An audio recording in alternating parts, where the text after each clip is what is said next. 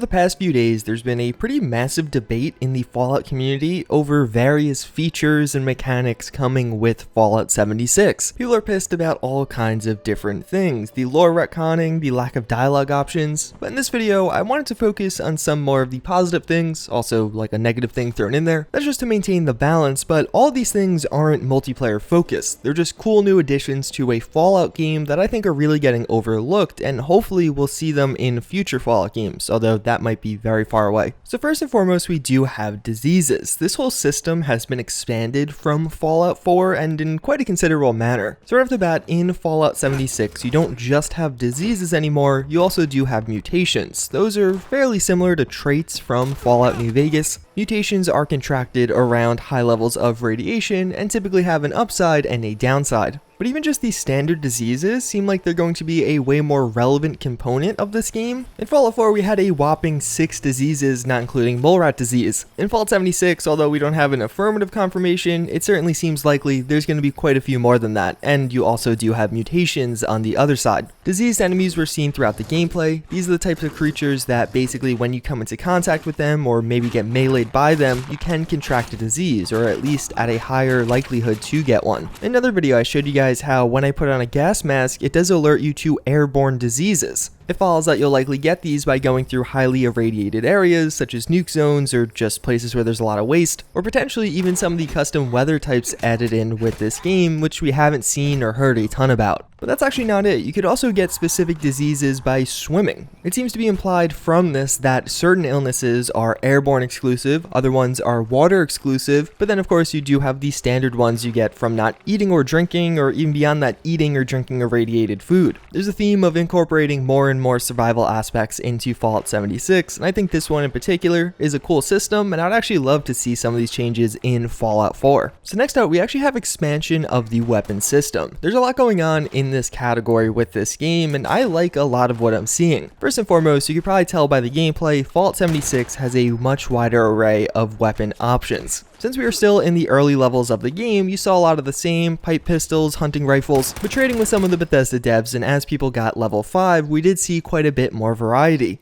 But even beyond that, weapons in Fallout 76 actually have a lot more uniqueness. So basically, there's two main variables to care about when you find a weapon. One, the size of the condition bar, and two, what level it is. In my previous video, I went over how a feature in this game is when you craft or find new weapons, the condition bar could be a different size. As I go through this crafting table, you can literally see the different lengths of the condition bar. What that's going to mean is how many swings or shots you get out of this weapon before it breaks and you do have to repair it. So getting one with the widest bar possible is going to be most ideal. And then we also do have the leveling system. So weapons by default do have a level associated with them, but it actually differs for the same weapon. So if you find a level 40 variant of a 10mm SMG, it's going to do more damage and just in general have better stats versus the level 15 variant that you could find somewhere else that you can get to use earlier, but then as you continue to level up, you'll probably look to replace that one. This is a pretty interesting mechanic. It feels very MMO-like, which I know some people like, some people won't like, but at the end of the day, actually playing through Fallout 76, it's no longer going to be a case of you find this one good weapon, customize it, and you're set. You're probably going to be consistently looking for one version that has slightly better variables than the one you're currently using. That coupled with the fact that just in general, we have more weapons and more weapon modifications, I think makes it so this game is a significant improvement over the weapon system in Fallout 4, which even though the combat in that game was phenomenal, the actual weapon choices were pretty lackluster. So then before we get into my favorite new feature with this game, we have one that I'm not as much of a fan of, and that's going to be loot scaling. So in Fallout 4, when you took down a high level enemy, they had their own custom level list. This is still present in Fallout 76, but it seems like it's been turned down significantly. A common theme and a pretty massive complaint of the game as a whole is that enemies just seem way too easy.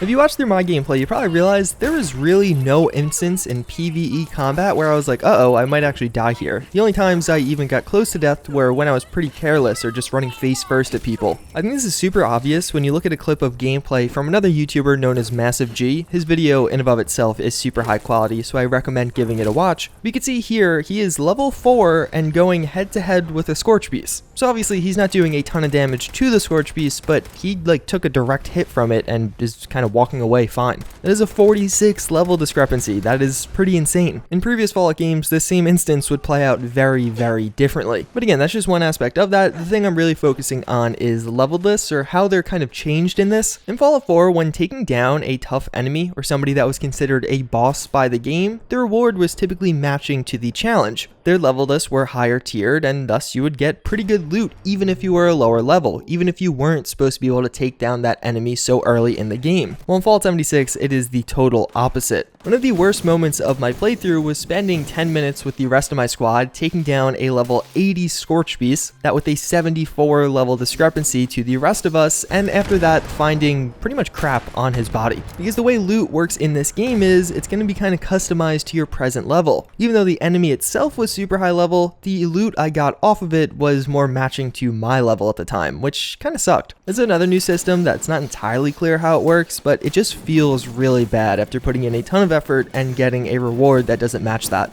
So bouncing back from the bad, we have what is probably my favorite new feature in this game, and I think one of the coolest. That's with workshops. Before the event, I honestly didn't spend a ton of time around or thinking about workshops. After the event, I think that's going to be one of my favorite parts of this game and something I dump a lot of hours into. So honestly, workshops are very similar to workshops in Fallout 4. You go to a location, there'll probably be something you have to do, whether it's as simple as clearing out enemies and repairing the buildings, or there's a few other things I've seen in some of the other gameplay. But either way, you have to do something to get access to this workshop. Workshops are distinctively different from camps in that camps are like your personal item. It's your little space that you have complete control over. Workshops are more like you're borrowing it from the server. Once you purchase the workshop itself, you get access to a set of default crafting materials. All that junk you see on the side there wasn't stuff I had in my inventory, it was stuff that was just at this workshop, so you could build some basic defenses or a house or something. These are also buildable by a squad, so multiple people could be building here at the same time. The catch with these workshops though is it actually has some kind of valuable production. This one had a fusion core generator, so it would just give me fusion cores over time. I've also seen other ones that give you junk over time, but there's a lot of other things out there. But again, this workshop is borrowed, so some people are going to try and come to take it back. In Fallout 76, that could be other players, but also waves of enemies will consistently be attacking this because it's meant to be a valuable emplacement. You have to defend it with the resources allocated to you. In my experience, it seemed burdensome enough where you had to really pay attention to it, but not so much that you couldn't go and do a quest quickly if you wanted to. There isn't a ton of PvP footage around these workshops, but I imagine once the game releases, you're going to start to realize which ones are particularly valuable, and those places might be hotspots for combat. But even just in general, I think this would have been something cool to have in Fallout 4 or even added in through some of the DLC. Select locations that you aren't just given, whether it be other raiders or gunners or something like that that comes and tries to take your workshop from you because they want whatever resources are there. I think what we're seeing with this in Fallout 76 is what a lot of people wanted in Fallout 4. And the fact that it's going to create PvP drama in addition to NPC drama, I think just makes it even cooler.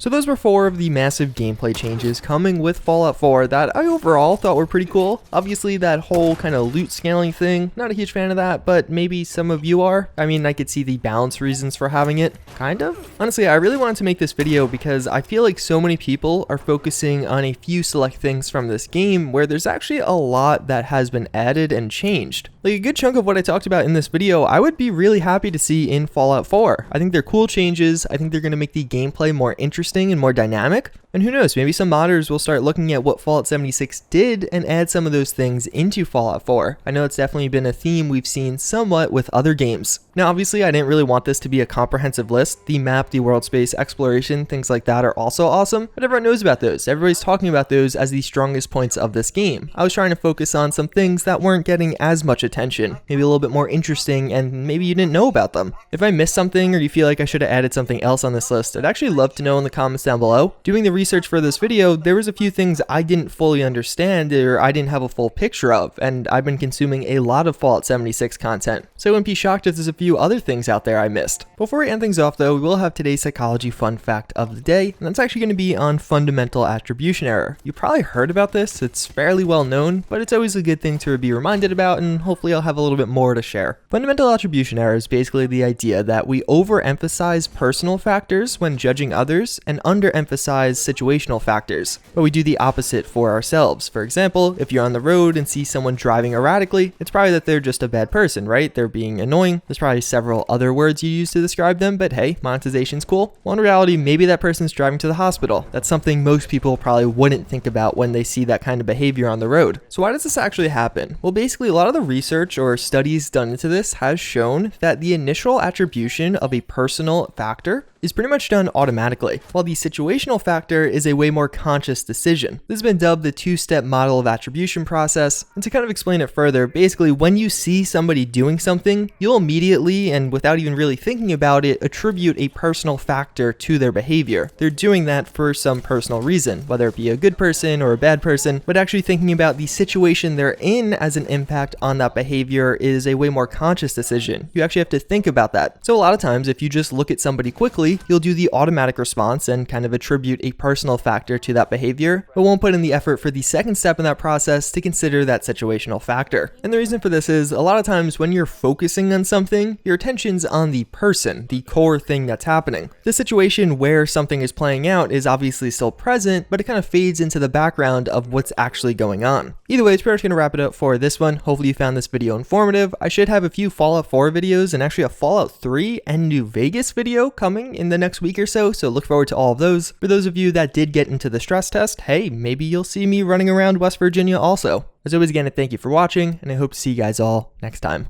Later. One on top of dorms, one by big tower.